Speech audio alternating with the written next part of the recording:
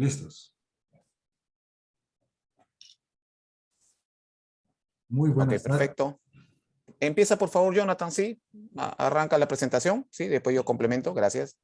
Listo. Muy buenas tardes, estimados estudiantes de la Universidad Internacional de las Américas y de la Universidad Privada del Norte, con sede Lima, Perú. Tenemos para esta clase espejo, respectivamente, a el máster César Augusto Acosta Cacho, ¿verdad? Si no me equivoco.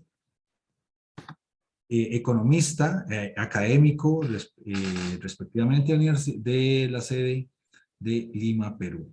Él nos va a explicar respectivamente lo que es el tema sobre el comercio internacional, las ventajas absolutas, las ventajas relativas, primeramente desde el punto de vista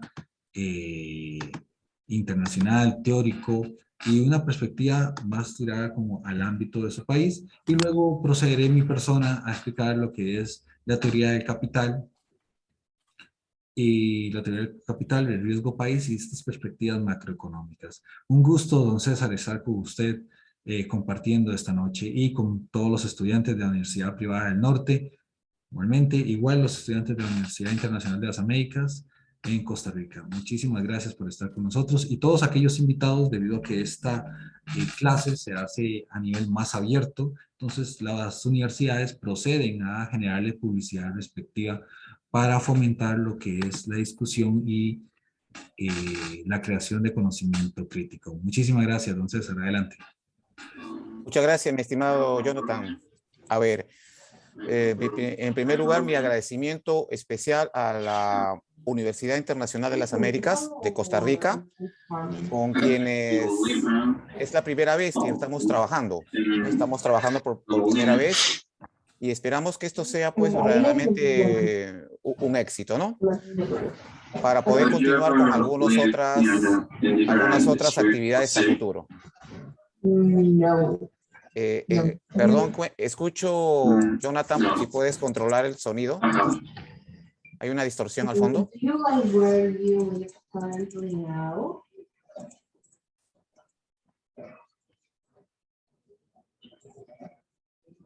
¿Aló? ¿Sí?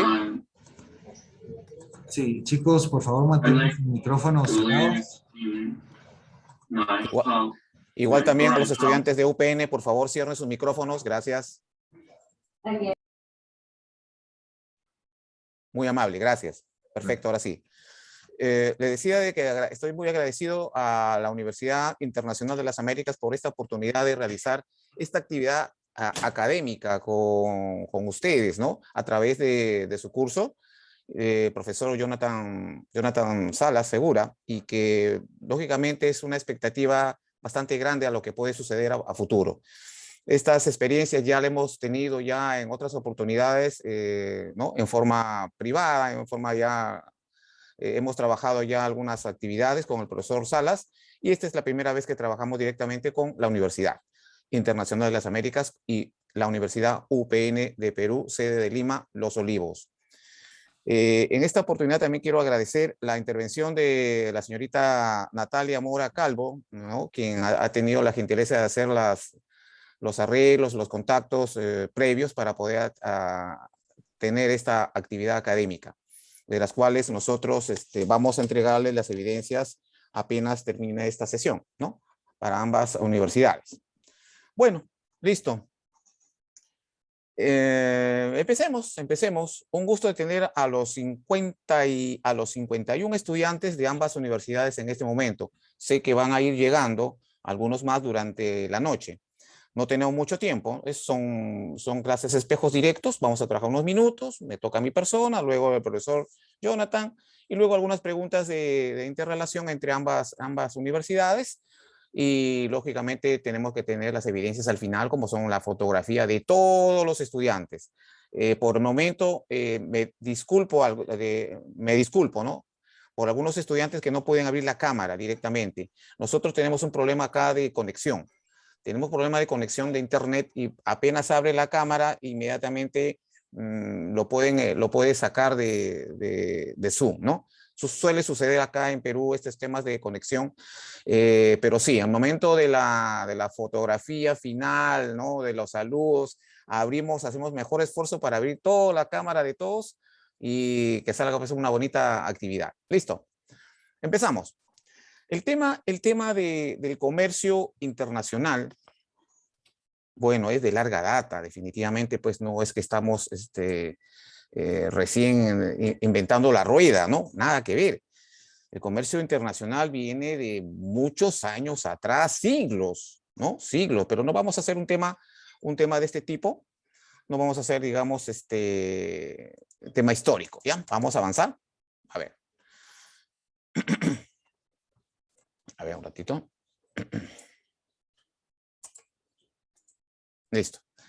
Los puntos más relevantes, lo que vamos a tratar de ver en estos minutos, el comercio de bienes, servicios y conocimientos, la importancia de los recursos escasos, la importancia de la especialización, comercio doméstico, comercio internacional. Eso sería bonito que podamos hacerlo, pero el factor tiempo nos va a vencer. Seguimos. Muy bien, ¿qué es el comercio internacional? Bueno, acá en esta diapositiva estoy colocando yo algo cortito, ¿no? Fácil. El comercio internacional se refiere al intercambio de bienes y servicios entre diferentes economías. No es ninguna novedad. Tanto Perú como Costa Rica tienen comercio internacional de hace muchísimos años.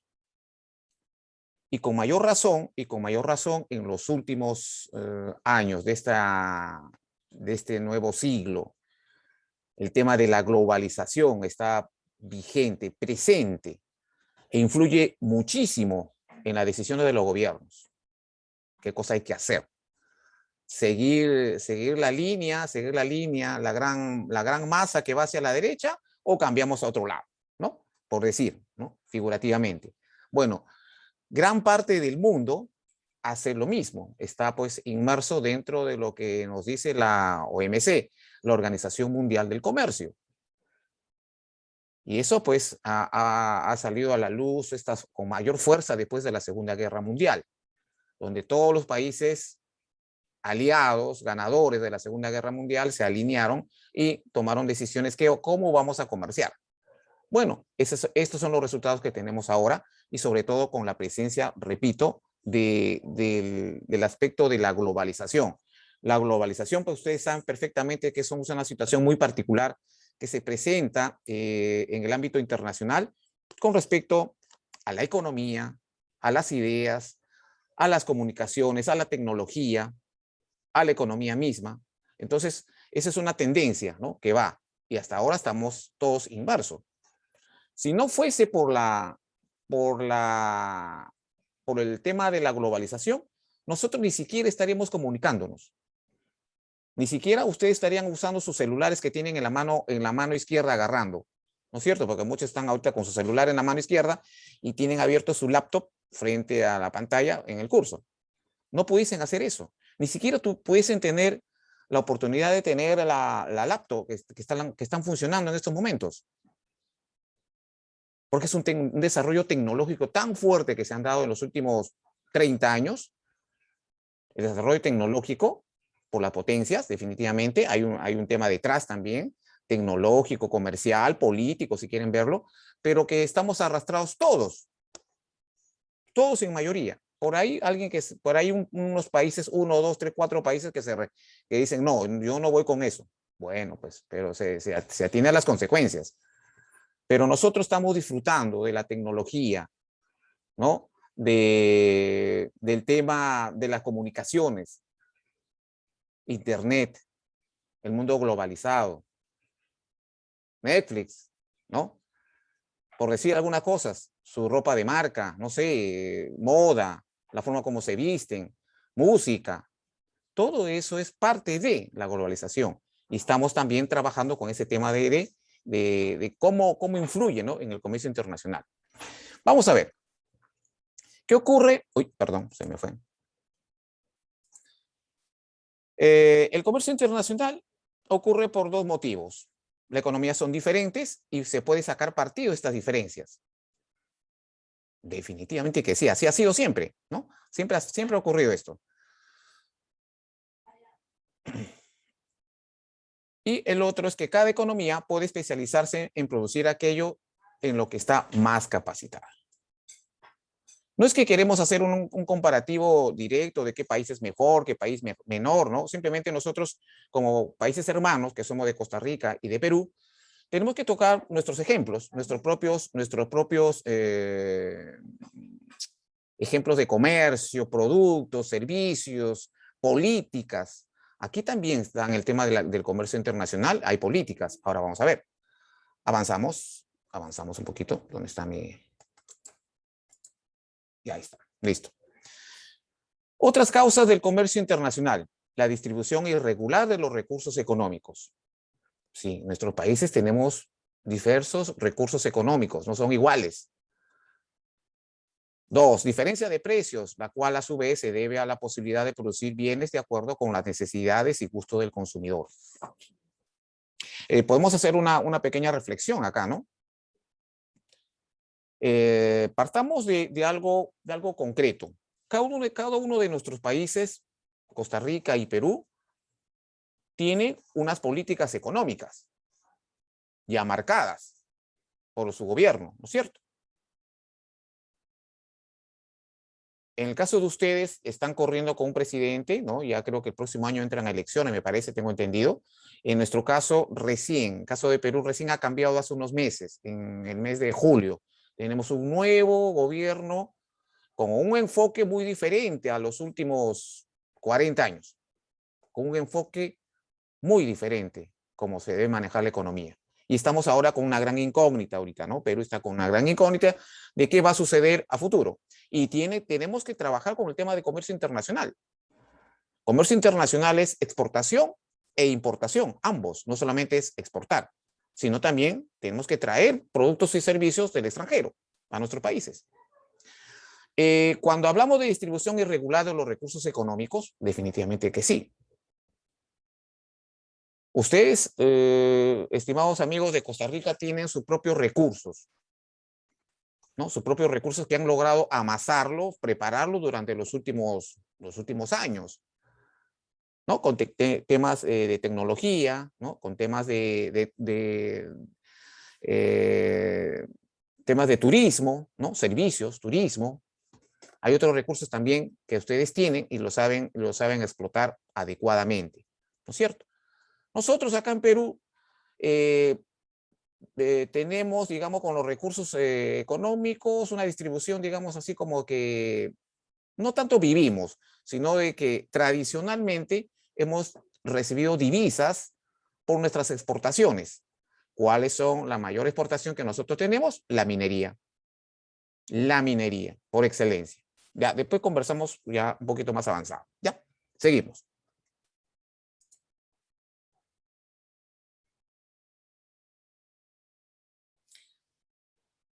En una economía cerrada, ¿no?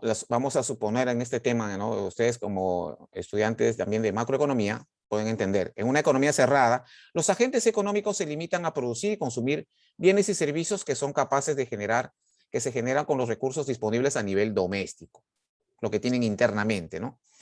El techo es la frontera de posibilidades máximas de producción, ¿no? El PBI es igual al consumo más las inversiones más el gasto público. Eso siempre ha sido tradicionalmente en una economía cerrada. Pero en una economía abierta, las últimas dos variables que aparecen en la fórmula del PBI, que aparecen en pantalla, que son las exportaciones y las importaciones, entran a tallar definitivamente. Es tu mundo cerrado, más lo que tienes que hacer el contacto con el exterior, ¿no? Eso se refleja, pues, lógicamente, en ingresos y salidas de divisas. Al final, ustedes van a tener una bonita y simpática registro de cuánto de divisas ha entrado. Ahí tenemos una balanza de pagos, ¿no es cierto? Estamos entrando con el tema macro, ¿no? La balanza de pagos. Una gran contabilidad que se hace. Muy bien. Por eso es importante. Lo importante que tiene esas dos variables, las exportaciones que se puedan tener y las importaciones. ¿Qué conviene?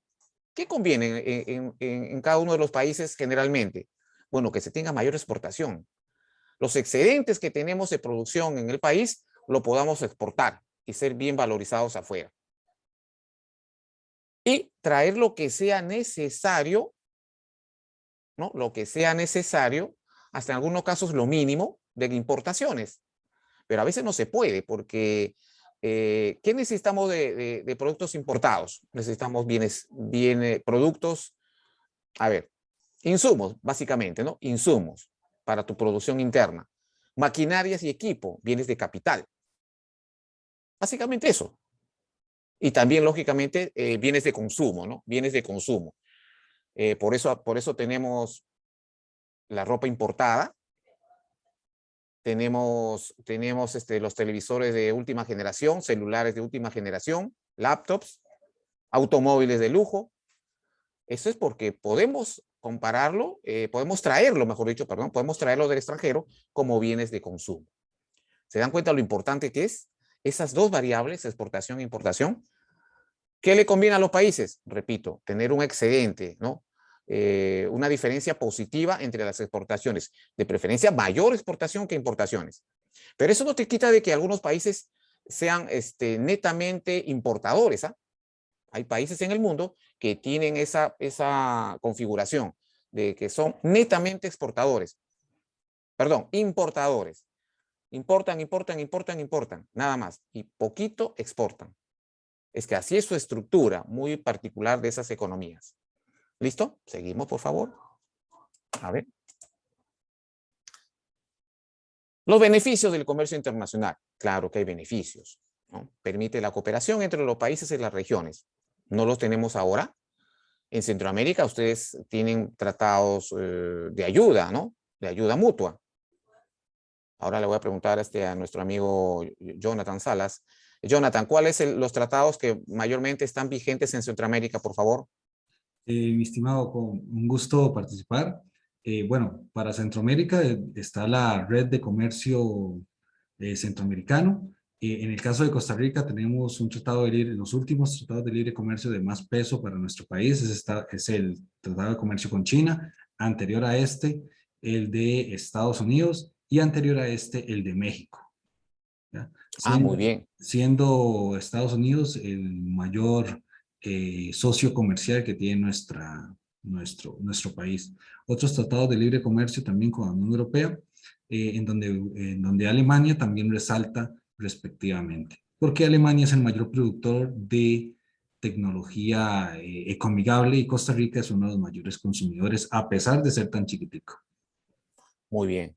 Muchísimas gracias por tu participación. Excelente. Ya se han dado cuenta, Un gusto. estudiantes de UPN, cuál es la figura que tiene Costa Rica, ¿no? Con respecto al tema de cómo tiene sus tratados. Igual, Perú también, lógicamente, Perú tiene socios comerciales muy importantes, principalmente dos, los Estados Unidos y China, principalmente. Lógicamente que hay otros tratados comerciales a nivel regional, con Europa también, tenemos con el lado asiático bastante. Sí, tenemos bastante apertura. Luego que se hace muchos años atrás se firmó el Tratado de Libre Comercio con Estados Unidos, fue el gancho, ¿no? Vino muchos países que quisieron trabajar con Perú y hasta ahora lo mantenemos. Esperemos que siga así, ¿no? Esos tratados de libre comercio hay que solamente impulsarlo y trabajarlo bien, ¿no? El hecho de que trabajamos con China y con Estados Unidos no pasa nada. Trabajamos con los dos. Exportaciones de muchos productos, sobre todo agroexportadores a China y productos terminados también a Estados Unidos, ¿no? También. Así que por ahí nosotros nos agarramos fuertemente de estos dos socios comerciales en el mundo. Bueno, también dice que es beneficioso por la transferencia de tecnología. También, lógicamente, tenemos a que se hace posible obtener más bienes y servicios para satisfacer las necesidades con los recursos escasos. Facilita la reasignación de recursos de manera más eficiente, promueve la especialización y la división del trabajo entre los países.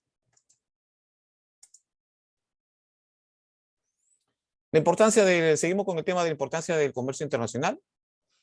Bueno, imagínense, ¿no? El trueque, ¿no? La manera más básica, que en algunos países todavía funciona, ¿no? Acá en el Perú hay trueque, no se sorprendan nada. Sí existe trueque en las zonas andinas, Recuerden que Perú está en una zona, en Sudamérica, nos cruza la cordillera de los Andes, ¿no? Toda una cadena montañosa en la cual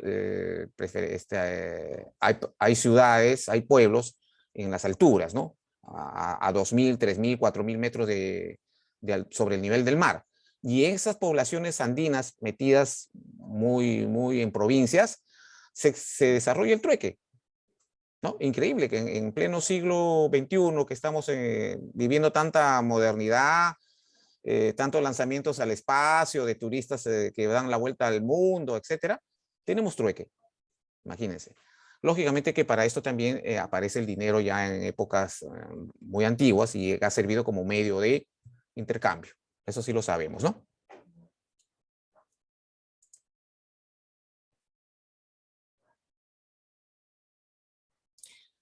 El comercio internacional es importante en la medida que contribuya a aumentar la riqueza de los países y de sus pueblos, riquezas que medimos a través del indicador de la producción de bienes y servicios que un país genera anualmente. El PIB para ustedes, para nosotros es PBI también, no es lo mismo. Se ha defendido la libertad de comercio como un instrumento que permite lograr un objetivo que podemos considerar universal, la mejora de las condiciones de vida y el trabajo de la población mundial, que está íntimamente relacionado con la renta económica generada y con su distribución. Es una verdad, definitivamente.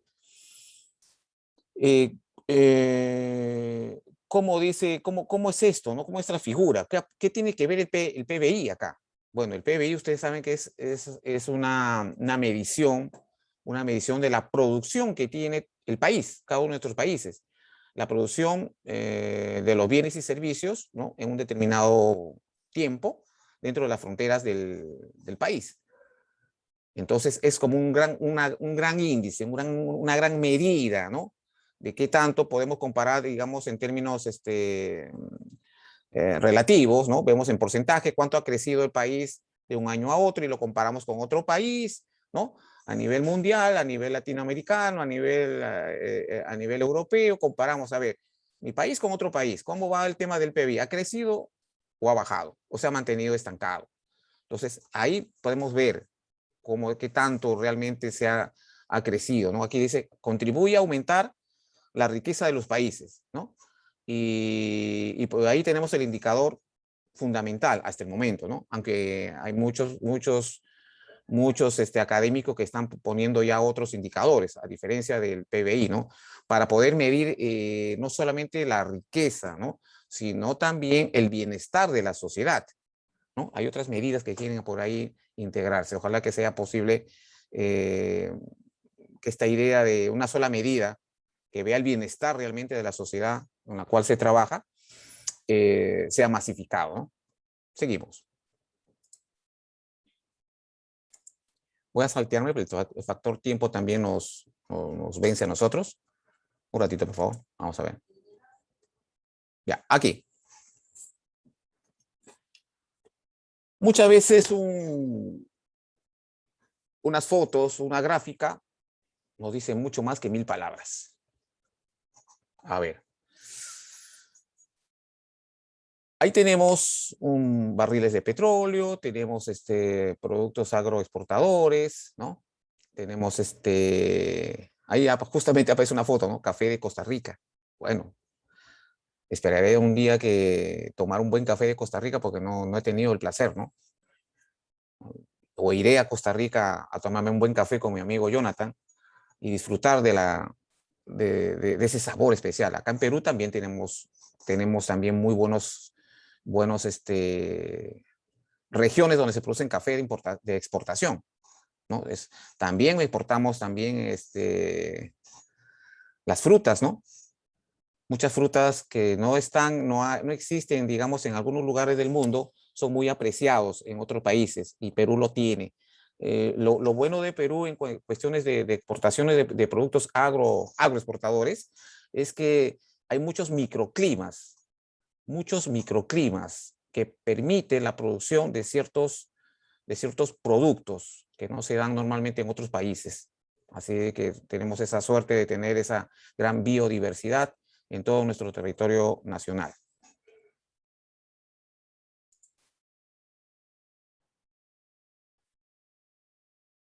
Aquí aparece los beneficios del libre comercio. Ricardo, un economista de hace muchos siglos atrás, nos habla de los beneficios de la especialización para los países que participan en el comercio internacional. Algunos obtienen ventajas del intercambio al aumentar la cantidad de bienes y por consiguiente aumentar la cantidad del consumo. De esta manera, por la misma cantidad de trabajo, un país obtiene un mayor volumen de bienes. Eso es lo que decía un economista muy famoso en el tiempo, Ricardo. Algunos obtienen ventajas del intercambio al aumentar la cantidad de bienes y por consiguiente aumentar la cantidad de consumo. ¿Sí? Simpática el mensaje.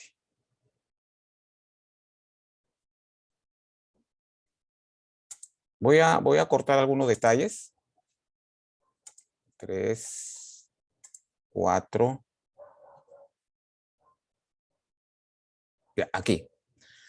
Las ventajas del comercio internacional, ¿no? El comercio internacional permite una mayor movilidad de factores de producción entre países. Cada país se especializa en aquellos productos donde tiene una mayor eficiencia. Permite utilizar mejor sus recursos productivos. Los precios tienden a ser más estables. Hace posible que un país importe aquellos bienes cuya producción interna no es suficiente o no sea producidos. Hace posible la oferta de productos que excedan el consumo a otros países, las exportaciones. Por medio de la balanza de pago, se informa qué tipos de transacciones internacionales han llevado a cabo los residentes de una nación en un periodo dado. Un ratito me voy a dedicar acá. Cada país se especializa en aquellos productos donde tiene una mayor eficiencia, permite utilizar mejores sus recursos productivos. Bueno, acá en Perú tenemos muchos productos que exportamos, repito. Por ejemplo, nosotros exportamos uvas, unas uvas Red Globe, que es la más conocida acá en el Perú para exportar. ¿Quién lo produce? Pues hay unos productores especializados en la costa de nuestro país, la costa del Pacífico, en la cual el terreno es muy fértil, muy propicio para que tengamos esa calidad de uvas que son exportados especialmente para China. Es nuestro primer comprador, China. Much of anything. I would have a hard time living without my two best friends. But it's important to have the others too. Por favor, José Torres, gracias. Cierre su micrófono. So 5 sides. Oh, gracias. Tengan cuidado con su micrófono. Bueno, de igual manera, yo asumo que no solamente, pues, lo mismo sucede con ustedes, ¿no? En Costa Rica también existe, pues, productos y servicios que ustedes tienen más eficiencia. También nosotros tenemos también, pues, lógicamente, les explicaba el tema de la producción de minerales. Minerales en bruto y minerales semi elaborados, ya en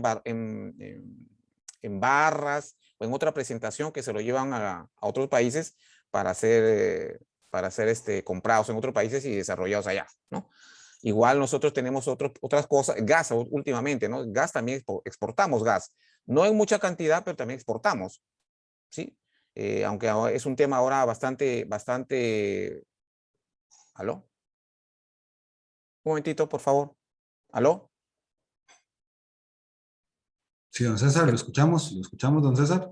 Ah, perdón, acá me salió una señal de Zoom que se ha cerrado. ¿Es correcto? No. ¿Puedo seguir, no? Sí, adelante. Ah, ya, disculpa, no se me activó algo.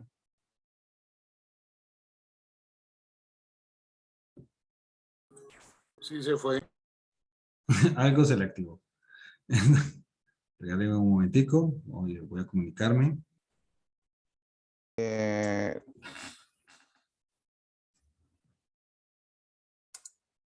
Con respecto a las exportaciones del Perú, para hacer una pequeña comparación, este es del año 2020, más o menos hasta el mes del año pasado, hasta el mediado del año, más o menos, y con las proyecciones, ¿no? Con las proyecciones. Recuerde que también nosotros hemos sido afectados duramente por la pandemia. Duramente. Nos ha golpeado nuestra economía de tal manera de que que todo lo previsto, todas las cosas bonitas que se iban a dar en la economía peruana 20, 21, 22, 23, se cayeron al agua. Así que estamos nuevamente viendo las maneras de cómo nuevamente levantar, sobre todo las exportaciones. Las exportaciones han ido de menos a más, ahora están en positivo actualmente, pero miren las cifras que tenemos actualmente, ¿no? Miren la tablita comparativa, perdón, el cuadro comparativo de 2015 a 2020. Tenemos en millones de dólares aproximadamente, los productos tradicionales y no tradicionales. Lo que está de color verdecito, observan ustedes, pues están de 10,000, 15,000, ahí bordean, ¿no? Y lo tradicional bordean pues de 20, 30, 32,000, 30,000 ya, 30,000. En total unos 50,000 millones, millones de dólares, ¿no? Que podemos nosotros manejar, digamos, en un año normal. ¿Y qué tenemos en lo no tradicional? En lo no tradicional, los productos no tradicionales, pues justamente viene el tema agroexportador. Ojo, estado como no tradicional. Los productos agroexportadores. Lo mejorcito de Perú, la producción agroexportadora, está en un grupo no tradicional. Luego tenemos manufactura. Luego tenemos artesanías. Luego tenemos ahí otros productos menores, que juntando pues no pesa. ¿Qué cosa es lo que está pesando en las exportaciones peruanas tradicionales? La minería. Básicamente la minería, ¿no? También tenemos ahí otros productos también, pero básicamente la minería es lo que pesa, es el corazón de nuestras exportaciones. Por eso dependemos tanto, ustedes chicos que están en Costa Rica, en su curso de macroeconomía, tienen que saber evaluar el tema de la evolución de los precios internacionales, ¿no? De los commodities. Nosotros vivimos hacia la expectativa cómo están los precios internacionales, ya que de eso depende mucho la evolución de nuestra economía. Dependemos de la minería. Ese es uno de los grandes problemas que no se ha podido todavía resolver acá en el Perú. ¿Ya? Siguiente, vamos con el tema de las importaciones. Las importaciones, esta es la estructura más o menos, ¿no? Más o menos las estructuras de las importaciones. Bienes de capital, bienes de consumo y bienes intermedios, ¿no? Bienes de capital, ustedes ya saben, pero les decía a ustedes equipos, ¿no? Equipamiento, básicamente, ¿no? Bienes de consumo, lo que ya conversé de ustedes, todo lo que nosotros usamos, las cosas, el televisor, nuestro celular, la laptop, la ropa, zapatillas, autos, es bienes de consumo. Y tenemos los bienes intermedios, ¿no? Materias primas, principalmente para la industria. Y esa es la estructura que nosotros manejamos en millones de dólares, ¿no? Por ahí tenemos en el año, está comparativo, ¿no? 2021, pandemia, dentro de la pandemia. Esos son los niveles de importaciones que hemos tenido que realizar durante el año 2021. ¿Correcto? Para que tenga una idea más o menos de cómo se mueve la economía del Perú. ¿Qué importaciones nosotros realizamos de enero a febrero del año 21? ¿No? Fíjense las importaciones. ¿De dónde viene mayoritariamente? Observen. China. No, otros, 36. Pero de ahí pega el siguiente, 29, casi 30% es China. La otra porción es de Estados Unidos. México, Argentina, Brasil, otros. Esa es la estructura del origen de las importaciones que Perú realiza actualmente. Listo. ¿Se cortó? Lo corté, ¿no? Disculpe un ratito. Un ratito, por favor. Y de ahí paso a trabajar la última parte de nuestra diapositiva, porque ya el tiempo nos vence. Vamos a ver un ratito.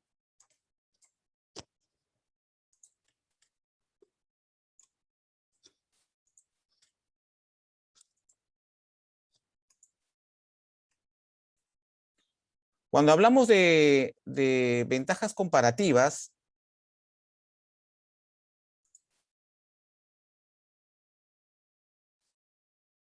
existe mucho de teoría con respecto al modo de analizar cómo va nuestro comercio internacional. Solamente aquí se está trabajando dos y estoy dejando acá a nuestro profesor Jonathan Salas todo el documento para que ustedes lo tengan, y al final aparecen dos videos pequeños, uno pequeño y un poquito más larguito, de 15 minutos más o menos, pero que te ayuda a entender en qué consiste la ventaja comparativa y las ventajas que nosotros podemos realizar en una economía como la nuestra. A ver, veamos entonces. Un ratito, por favor. Uy, perdón.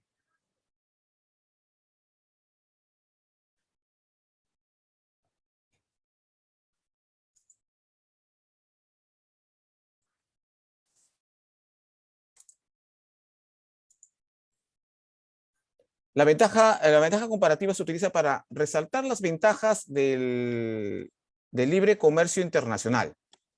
Un país tiene ventajas comparativas en la producción de un bien si se puede producirlo con un menor costo de oportunidad de alguna otra nación. Para que exista una ventaja comparativa, debe cumplirse que existan dos o más agentes económicos. La productividad de estos es desigual. Los agentes pueden realizar intercambios económicos de forma libre y voluntaria. Siguiente. ¿Qué nos dice Adam Smith? Adam Smith y David Ricardo, ¿no?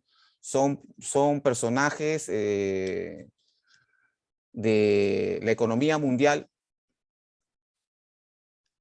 muy antiguos, ¿no? Muy antiguos en la historia. ¿Pero qué nos dicen, pues? Adam Smith nos dice que la teoría de la ventaja absoluta, valor de los bienes según número de horas hombre y el comercio, se rige por las ventajas absolutas. Ahora vamos a ver un cuadrito. ¿Qué nos dice David Ricardo? La teoría de las ventajas comparativas. Nos dice que el valor de los bienes según el costo relativo y el comercio se rige por este costo comparativo. Ahí como que estaría como en otro idioma, en chino, ¿no? ¿Qué cosa nos dice Adam Smith y Ricardo? Pero tranquilos, ¿no? Todo tiene solución. Vamos a considerar estos dos países amigos, México y Costa Rica. Considera dos países, dos bienes y trabajo homogéneo. Observen el cuadrito, café y banano. Café y banano. Dice, Costa Rica tiene ventaja absoluta en ambos bienes, pues es más productivo. A ver, observemos. Café, 40 y banano 50. México, 80 y en café y banano 60. A ver, Costa Rica tiene ventaja absoluta en ambos bienes, pues es más productivo, requiere menos horas para producir el bien. La conclusión es que según Adam Smith no habría comercio. Tranquilos, seguimos. Considere los dos países, ¿sí? Y vamos a ver qué cambios hay acá. Tenemos la misma cantidad de café y banano, tanto para Costa Rica como para México, pero los precios relativos aparecen. Una división sencilla, ¿no? 40 sobre 50, 80 sobre 60 para cada país. Y aparecen unos precios 0,8 y 1,3. ¿Qué significa? Según David Ricardo, en Costa Rica, una unidad de café se puede obtener con 0,8 unidades de banano. ¿Y qué pasa con México? Una unidad de café se puede obtener con un sacrificio de 1,3 unidades de banano. Esto hay que lógicamente estudiarlo con mucha tranquilidad, haciendo cambios en números para poder nosotros en la práctica entender lo que nos decía tanto Adam Smith como David Ricardo. No es una cosa difícil de entender. En conclusión, el café resulta relativamente más barato en Costa Rica que en México. Entonces, en el mercado internacional se intercambia café por banano, con una ganancia, y ahí aparece una operación que van a hacer ustedes, 1,3 menos 0,8 unidad de café por unidad de banano. Esto es 0,5. Finalmente, en Costa Rica, el café se produce al 50% más barato con respecto al costo en México. Interesante, ¿no? Interesante, con cosas cercanas a nosotros, numeritos y productos que nos puedan hacer entender qué cosa es lo que está sucediendo con el tema de las ventajas comparativas.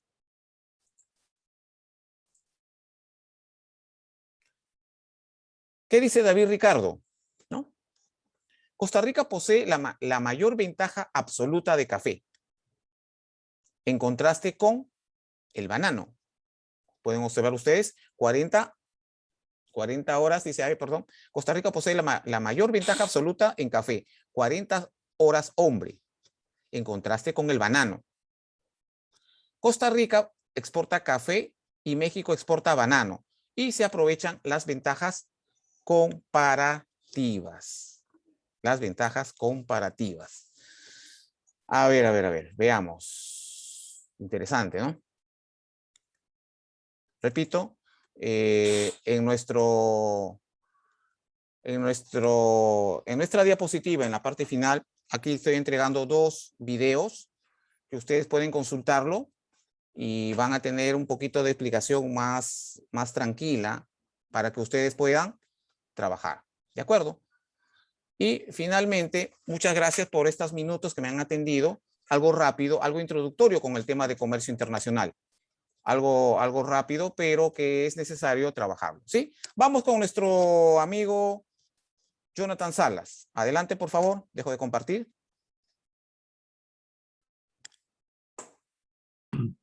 Muchísimas gracias, mi estimado don César, estimados estudiantes. Voy a proceder con mi parte directamente por acá, lo que es la estructura de capital. La estructura de capital.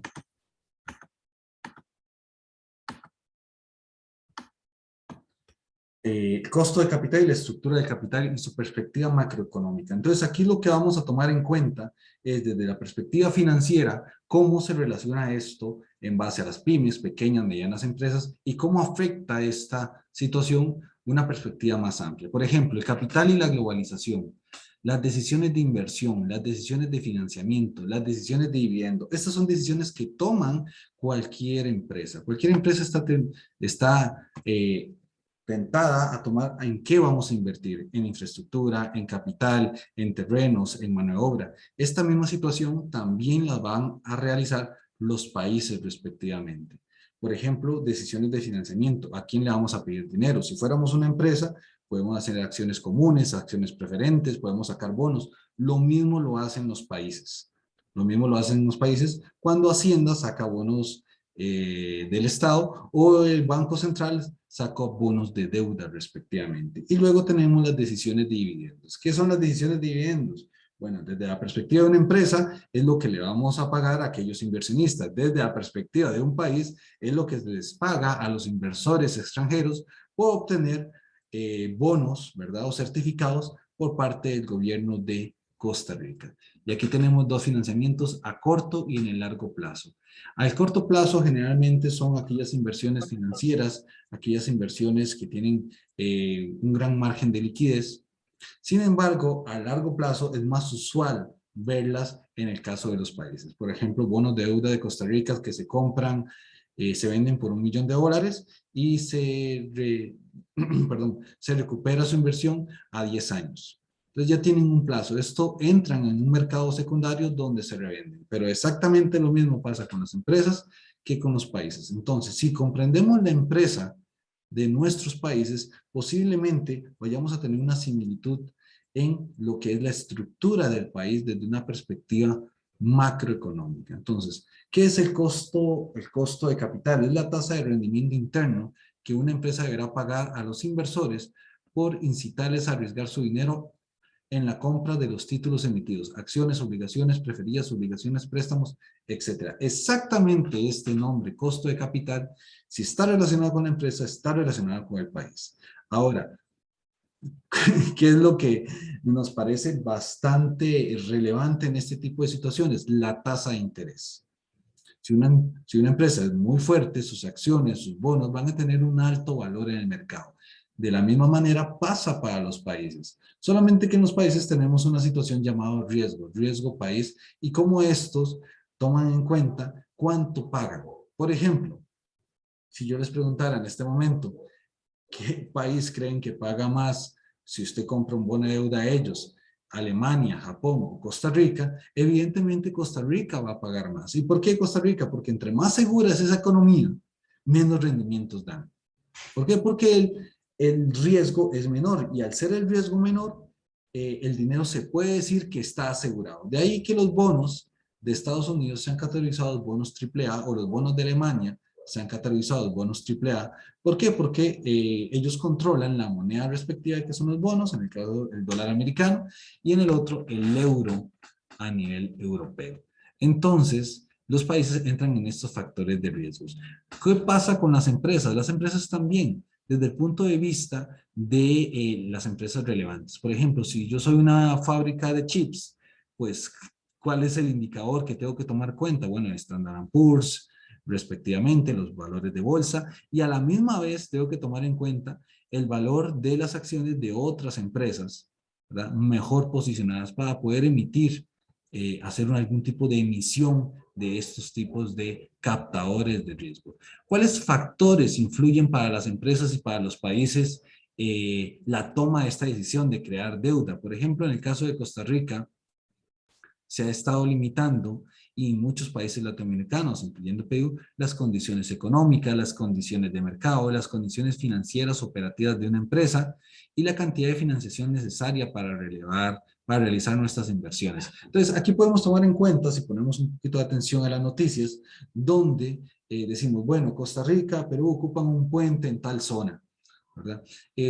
Costa Rica, el país ha tomado un préstamo con el Fondo Monetario Internacional, con el Banco Mundial, con el Banco Interamericano de Inversión y Desarrollo, respectivamente. Entonces es condiciones de mercado, condiciones económicas, condiciones financieras. Exactamente esto que le aplicamos a un país, se lo estamos aplicando a las empresas de ese mismo país, porque es la política fiscal, la política de los impuestos, lo que van a terminar pagando estas deudas. Entonces vemos como hay un encadenamiento y un flujo de dinero que va desde el consumidor, luego pasa al productor, respectivamente las empresas, y de ahí directamente el gobierno, y el gobierno a los préstamos internacionales. Así que estos factores van a afectar tanto empresas como países respectivamente. Y podemos hablar de sectores productivos.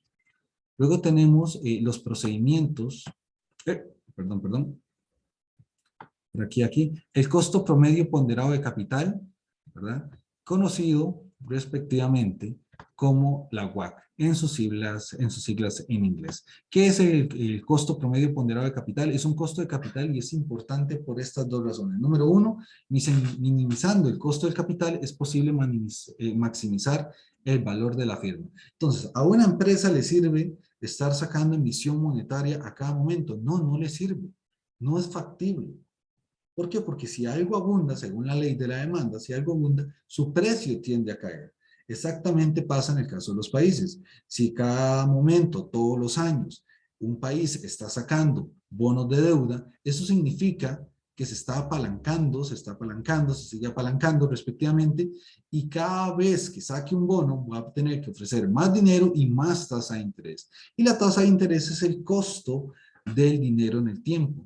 Por lo tanto, si yo saqué una emisión de bonos, los demás inversionistas esperarían que usted no sacara nada más para que ellos se volvieran escasos y a su vez subieran su valor. Si esto no pasa, ¿qué es lo que va a ocurrir? Usted saca todos los meses, sus bonos empiezan a caer.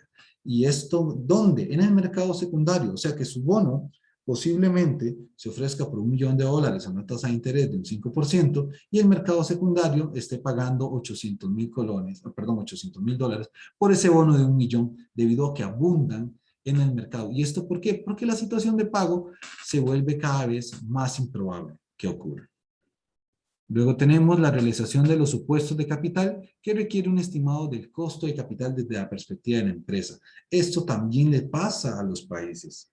La estabilidad política, la escolaridad, la facilidad para hacer negocios, hacen que este tipo de activos financieros se vuelvan mucho más cotizables. Entonces, ven cómo tenemos una similitud entre lo que es la empresa y el país. Esta es la estructura de capital desde el punto de vista financiero. Vamos a tener los pasivos circulantes, la deuda a largo plazo, los fondos propios, que son acciones preferentes, capital accionario, utilidades retenidas, donde los activos fijos van a ser la deuda a largo plazo y los fondos propios. Y estas a la misma vez van a ser fuentes de financiamiento de largo plazo. Ellas son permanentes, las acciones son permanentes, los capitales accionarios son permanentes. Sin embargo, entre mejor, más productiva se vuelva la empresa, más aumentan sus acciones. Esto, por ponerles un ejemplo, les dejo como una tarea investigar cuánto costaba una acción de Apple cuando salió al mercado por primera vez, o cuánto costaba una acción de Amazon cuando salió al mercado por primera vez y cuánto cuestan actualmente. ¿Ya? Ahí es donde viene el detalle de este tipo de situaciones. Es la significancia a largo plazo lo que los hace relevantes. ¿Por qué? Porque son empresas que cada vez están más consolidadas. En el caso de los países, no es lo mismo comprar una acción del bono de tesoro de Estados Unidos en la época de 1939 al 45, donde estaban en la Segunda Guerra Mundial, que actualmente. Ya la perspectiva cambia. ¿Por qué? Porque la producción de este país, así como la producción de la empresa, se ha vuelto mucho más robusta. Luego tenemos la estructura de capital óptima, que es un factor meramente financiero, es aquella que produce un equilibrio entre el riesgo del negocio de la empresa y el rendimiento, de modo que tal maximice el precio de las acciones. A mayor riesgo, mayor rentabilidad. ¿Ya? ¿Por qué los bitcoins y este tipo, que no son una criptomoneda, quiero dejar claro, son un activo financiero de alto riesgo, tienen el precio que tienen actualmente? ¿Ah? ¿Por qué lo tienen si cuando empezaron costaban 0,01 centavos de dólar? ¿Por qué? Porque se ha vuelto un activo cotizado, hay una emisión monetaria cada vez más escasa y al mismo tiempo se vuelve un activo de moda, un activo en el cual se puede hacer arbitraje y se puede a la misma vez hacer especulación que genera ganancias respectivas. Y vemos cómo este activo se ha vuelto cada vez más familiarizado, como por el caso de El Salvador, que ya lo tomaron como propio, como una moneda ya mucho más legal. Sin embargo, quiero dejar claro, no es una moneda, es un activo financiero de alto riesgo. Y esto porque no existe un banco central que regule esta emisión. A pesar de que tenemos los blockchain y este tipo de cosas, un día podrían desaparecer y no habría absolutamente nadie a quien reclamarle nuestro dinero. Otro punto importante, la forma de determinarla es siempre, se debe elegir la opción que permita maximizar el precio de las acciones, ya sea con deuda o con capital contable. Entre más endeuda una empresa, siempre y cuando logre mucho más rentabilidad de lo que tiene que pagar, por ejemplo, que reciba $1 millón en acciones, ese $1 millón lo ponga al mercado, reactives su negocio y le genere mucha más rentabilidad de lo que le tiene que pagar a los accionistas, eso es el buen negocio. Exactamente la misma situación pasa con los países. Y quisiera poner el caso de Costa Rica como un caso negativo, porque en Costa Rica, cuando se hacen estas emisiones de deuda, muchas de las opciones de lo que ha ocurrido actualmente es que se usa para pagar deuda o se usa para pagar consumo. ¿A qué se refiere esto? Se hace una emisión de deuda para pagar aguinaldos, por lo tanto no genera ninguna productividad y eso provoca cada vez que el país esté mucho más endeudado. Si usted está mucho más endeudado, la próxima vez que pida dinero le van a cobrar mucho más. Aquí tenemos, existen 4 factores fundamentales que influyen sobre la estructura, sobre las decisiones de la estructura de capital. Como número 1, tenemos el riesgo del negocio de la empresa, qué tan factible, qué tan riesgoso, quiénes son sus competidores, la posición fiscal de la empresa, estar acorde, estar a derecho desde el punto de vista legal. Por ejemplo, en Costa Rica, si usted quiere acceder a préstamos con tasas preferenciales, a lo que es la banca para el desarrollo, usted necesita estar derecho con toda su perspectiva fiscal, legal y impuestos respectivamente. La flexibilidad fiscal o capacidad para obtener el capital en términos razonables. ¿A qué se refiere en términos razonables? A una tasa de interés viable con un plazo ya establecido. Y actitudes conservadoras o agresivas de la administración. Por ejemplo, Costa Rica ha sido criticado por lo que es la palabra sería ser tan hermética a la hora de reactivar la economía en el caso de la pandemia que tenemos actualmente. Por ejemplo, se han cerrado muchos sectores productivos, la parte del turismo, la parte de servicio, restaurantes y así consecuentemente. Si estas cosas se cierran, generan que no exista producción, lo que va a generar posteriormente desempleo, desigualdad y se podría llegar a transformar en delincuencia, ¿verdad? Ahora, aquí viene otro detalle. ¿Cuál es la situación de Costa Rica? Costa Rica ha sido más pro vida, ha sido más pro salud y el costo de oportunidad desde el punto de vista económico que tenemos con esta situación es, tenemos salud, ¿verdad? Estamos con un plan de vacunación bastante agresivo, sin embargo, el plan económico ha tenido que ser mermado. Entonces, cuando esta discusión salía a flote, yo siempre les mencionaba, entonces, reactiven todo, dejen todo abierto y pues literalmente vamos a ver qué pasa. ¿Qué es lo que ocurriría? Muchas muertes que el Estado no está dispuesto a verlas, perdón, a ser responsable de ellas. Luego tenemos fondos, perspectivas macroeconómicas de financiamiento. Si fuéramos una empresa, podemos hablar con el banco, podemos hablar con alguna fundación, podemos hablar con financieras, cooperativas y así respectivamente, inclusive la capitalización desde una perspectiva de apalancamiento por medio de acciones preferentes, acciones comunes.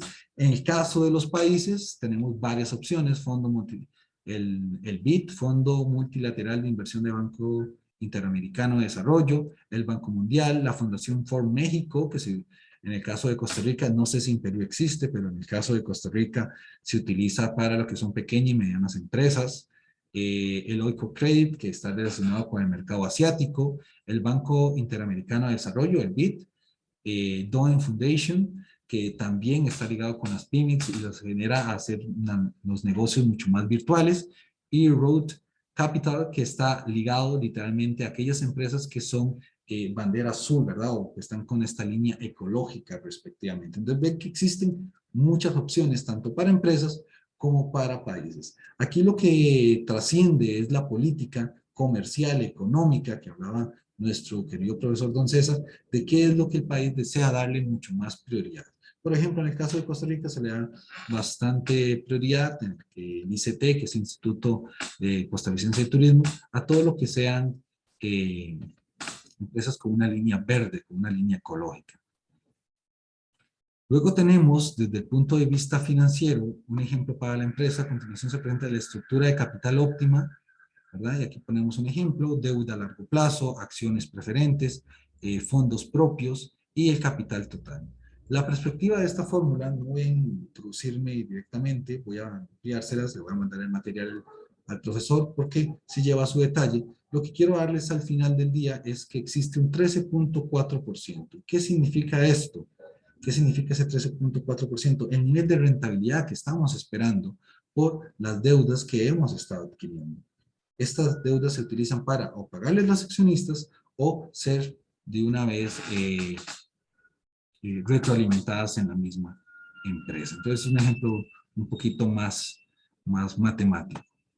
Luego tenemos factores de riesgo para un país, factores de riesgos económicos, nivel de déficit fiscal, crecimiento, consideraciones, grado de apertura, factores sociales, turbulencias políticas, presiones políticas de gasto y factores institucionales, solidez, estabilidad jurídica, seguridad pública, respectivamente. Entonces vean que cuando hablamos de riesgo país, que es la situación exactamente la misma que lo que pasa con la creación del capital y la emisión de deuda para una empresa, son factores muy importantes que se toman en cuenta. Y son los factores sociales que aquí mencionan la turbulencia política. Entonces les pongo el caso de Venezuela. ¿Le prestarían dinero a Venezuela?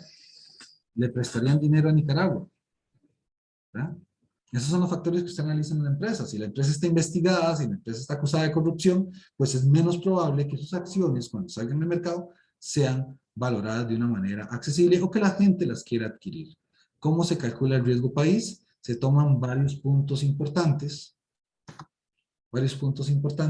y aquí se toma como base los países que tienen cero riesgo. En el caso de los países latinoamericanos, los bonos del Tesoro, los de Estados Unidos, son los bonos AAA, los que son categorizados cero riesgo. En otras palabras, ellos ponen el piso de lo que nosotros podemos pagar. Entonces, si ellos están en un 2%, nosotros tenemos que pagar más de un 2% debido a la situación riesgo país. Lo que me parece un poco injusto para los países latinoamericanos que tomen un punto referente de un país que es uno de los más endeudados del mundo. Entonces, por acá tengo el ejemplo.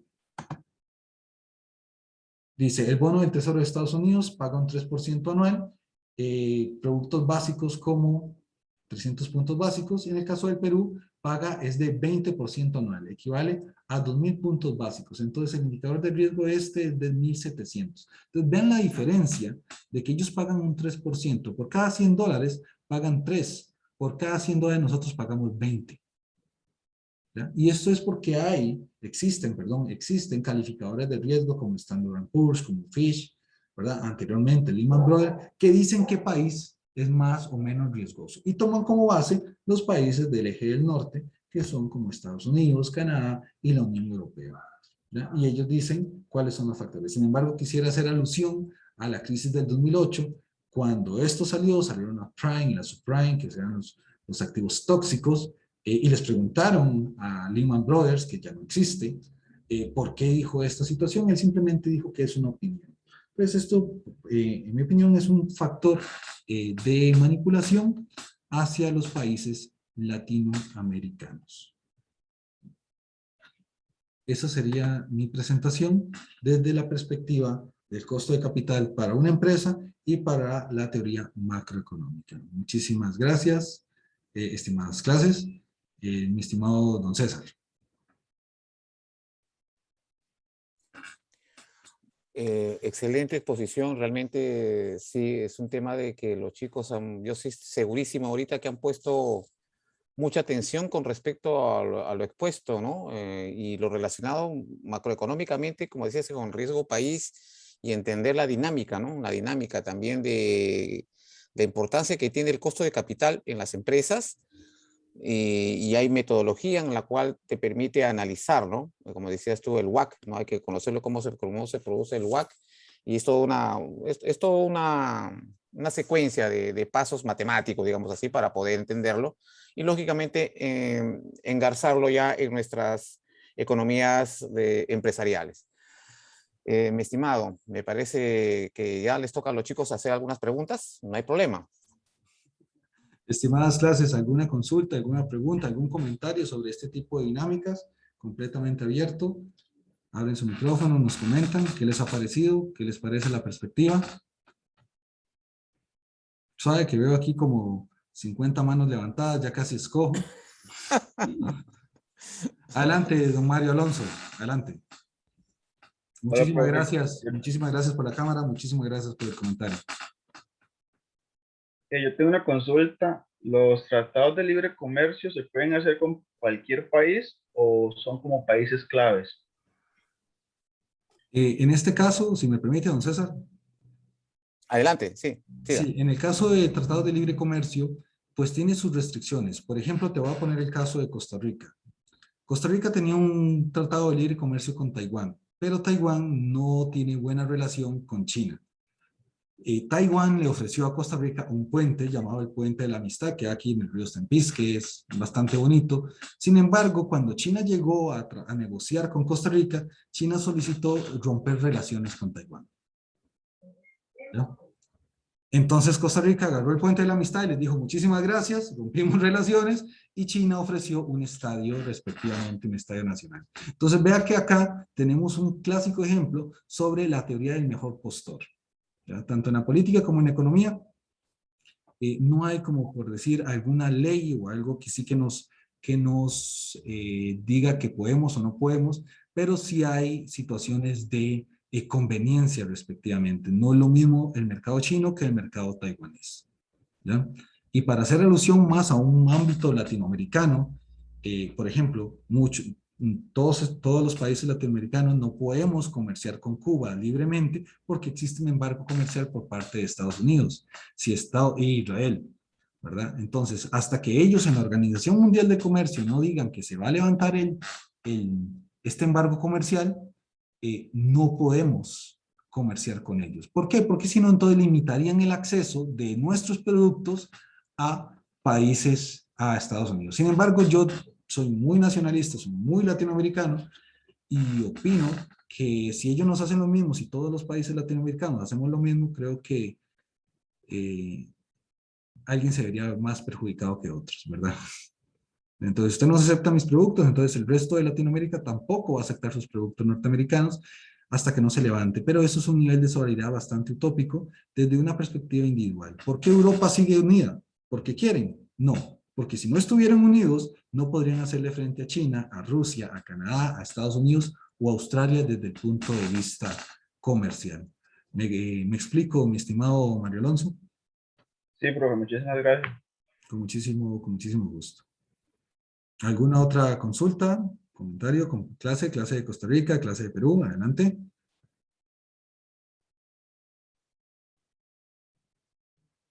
¿Todo bien? Ok, todo bien, todo bien.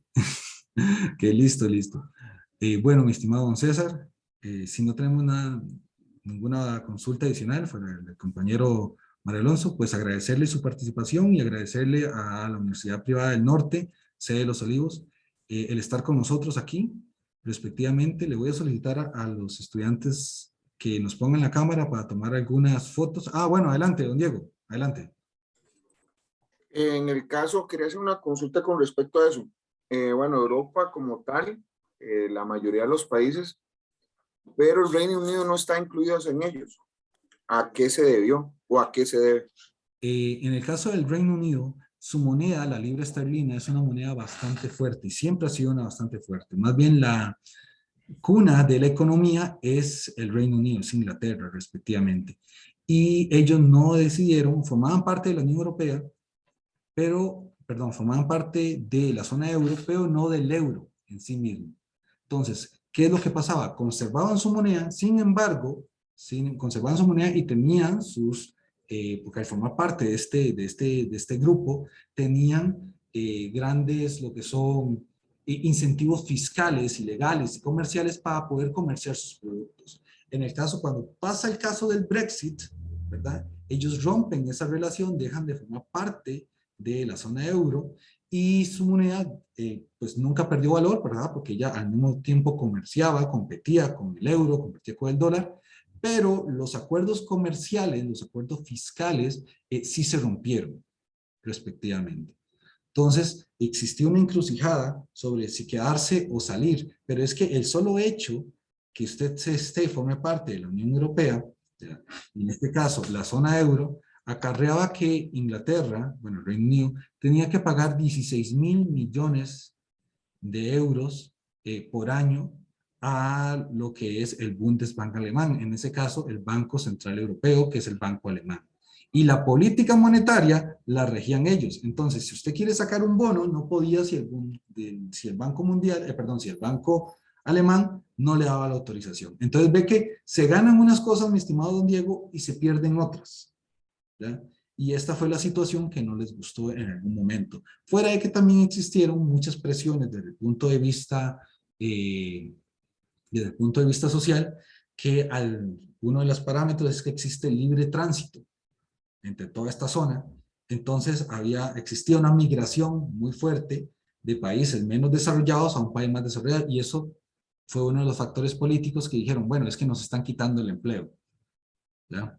Entonces, también hubieron ciertas situaciones políticas que llamaron la atención, pero más que todo fue la parte, yo lo veo desde el punto de vista de la parte de la política monetaria que tenía en ese momento Europa. ¿Me expliqué, don Diego? Con muchísimo gusto. Don José Torres. Profesor Jonathan, profesor César, buenas noches. Buenas noches, compañeros de UPN. Buenas noches, ¿qué tal? ¿Cómo estás? Buenas noches, compañeros de Costa Rica. Bueno, como usted también nombró hace un momento, ¿no? Realmente nosotros como países latinoamericanos, ¿no? Es difícil armar un bloque porque en el paso del tiempo tenemos muchos problemas propios para poder hacer y juntarnos en un solo bloque, ¿no? No es como la Unión Europea, que a pesar de tener diferentes idiomas, están muy unidos, están bastante enlazados, bastante concretos en lo que quieren, en lo que buscan, en lo que se apoya, ¿no? No sucede No sucede esto con Latinoamérica, ¿no? Ni Centroamérica. En principio porque tenemos muchas dificultades para comprendernos, para llevarnos bien. Nosotros, por ejemplo, los peruanos tenemos un problema de antaño con Chile. También hemos tenido guerras con Ecuador. Entonces, o sea, hay cosas muy recientes. Se ha implementado Mercosur y nunca hemos podido estar de acuerdo. Los gobiernos cambian muy rápido. Nosotros hemos tenido un problema, hemos tenido como tres presidentes en menos de 2 años, y en medio de la pandemia. Es muy complicada la situación. Tenemos a Venezuela y a venezolanos emigrando a diferentes países de Sudamérica, y en donde las políticas no ayudan en nada a esa gente que tiene problemas.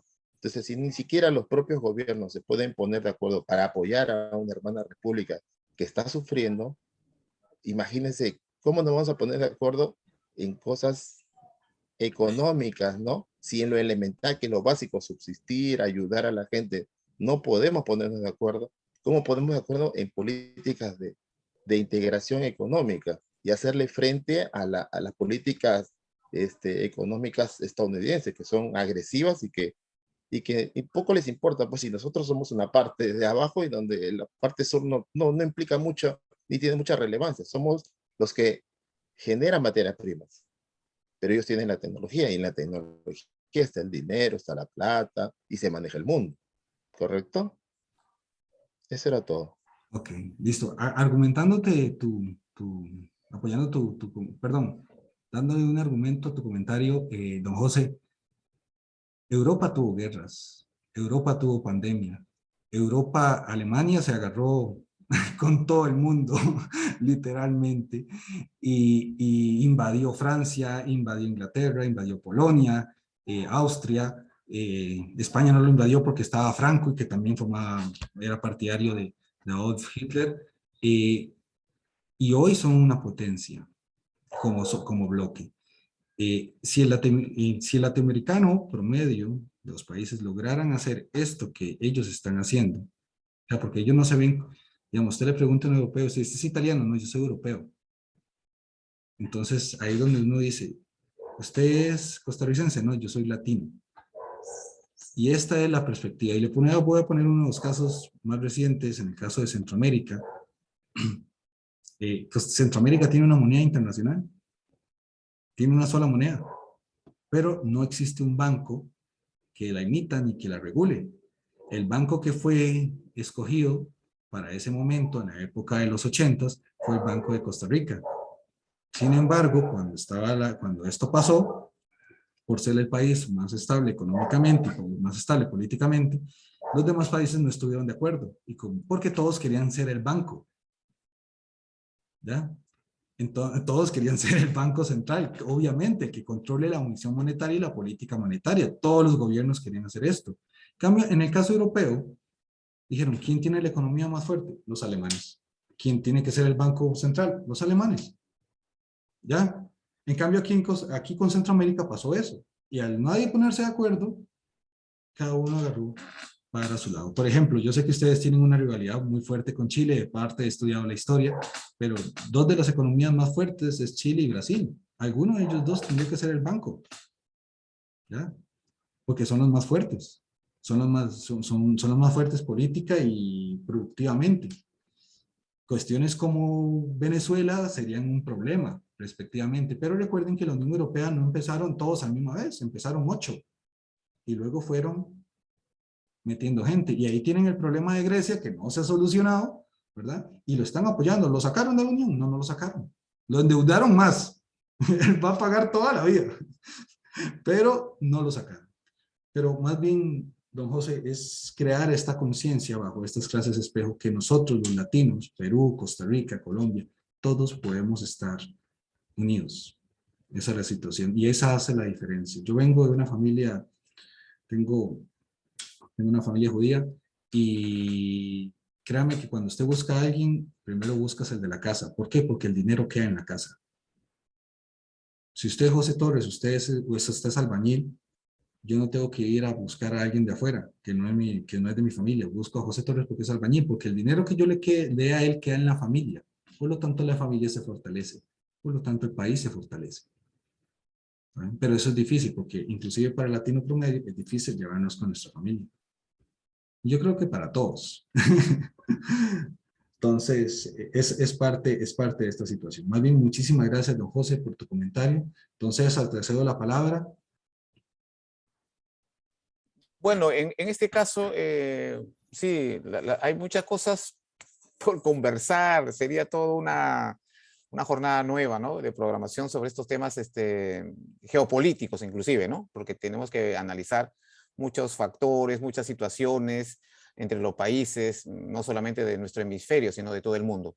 Pero gracias, José, porque tu participación es bastante buena para todas las cosas que estamos viendo y nos hace abrir la mente, ¿no? Sobre cositas, a veces nos centramos solamente en algún detalle, pero en verdad esto tiene, como dije antes, al inicio de nuestra sesión, el tema de globalizar, está globalizado todo. Así que todo está amarrado en un solo paquete. Listo. Pasamos a la sección fotos, estimado. Vamos a cerrar ya la sesión. Acá en Perú son las 9 de la noche. En tu caso son las 8. ¿Listo, Jonathan? ¿Podemos proceder a abrir las cámaras? No te escucho. No te escucho. Listo. Perdón. Entonces, Ahora sí. quisiera aprovechar la oportunidad para compartirles dónde va a estar subida la clase de espejo respectivamente. Este es el canal. El canal se llama Economía del Suave, es un canal de Economía del Suave, es un canal de mi autoría, donde vemos todas las actividades que se realizan respectivamente, como lo que son las clases de espejos, tipo de conferencias, webinars y diferentes temas económicos, políticos, van a estar subidos entonces para que puedan acceder a esta clase posteriormente. Perfecto. Y don José, excelente por la bandera de Perú detrás. Me parece muy, pero muy bien. Adelante con las foticas para la evidencia respectiva a los jefes, ¿verdad? Sí, para los jefes. Sí, vamos a ver. Por favor, todos los estudiantes tengan la amabilidad de abrir su cámara y vamos a colocar de alguna manera que se vea como galería, ¿no? Y se tomen las fotografías que sean necesarias y lo guardamos. A ver, déjeme acomodar para colocar y estar listo. Creo que ahí son dos grandes pantallazos, ¿no? Si no me equivoco, Jonathan, dos grandes pantallas. Aquí estoy con el primero. Perfecto, un ratito, por favor. 5, 4, 3, 2, 1. Y el segundo. Un ratito. Un segundo, déjeme copiar y pegar. Listo, ya está pegadito. Vamos con la segunda fotografía. El segundo bloque de estudiantes. Acá tenemos. Por favor, abran sus cámaras, por favor. Marta, Marco, Kene, Diego, Astudillo, Fiorella, Rosalinda, Euna, Julie. Tengan la amabilidad, por favor. Gracias. Montserrat. Buenas noches, disculpe, yo estoy prendida en mi cámara, pero estoy con otro nombre de mi ya, no te preocupes. Disculpe. No te preocupes. Ahí vamos. Listo, segunda fotografía. Perfecto, estoy grabando. Control, y ya está. Listo, excelente, excelente.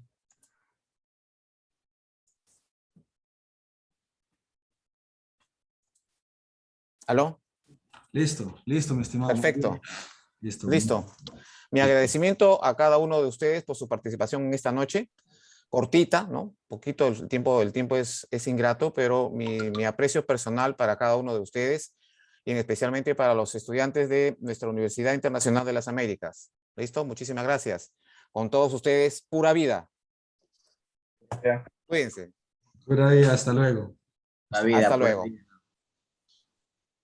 Hasta luego, mi estimada Marta. Hasta luego, cuídense. Gracias, hasta luego. Muchas gracias, hasta luego, profesor. Gracias, hasta luego. Hasta luego, un gusto. Ok, vamos por acá un momento. Okay, voy a dejar de grabar.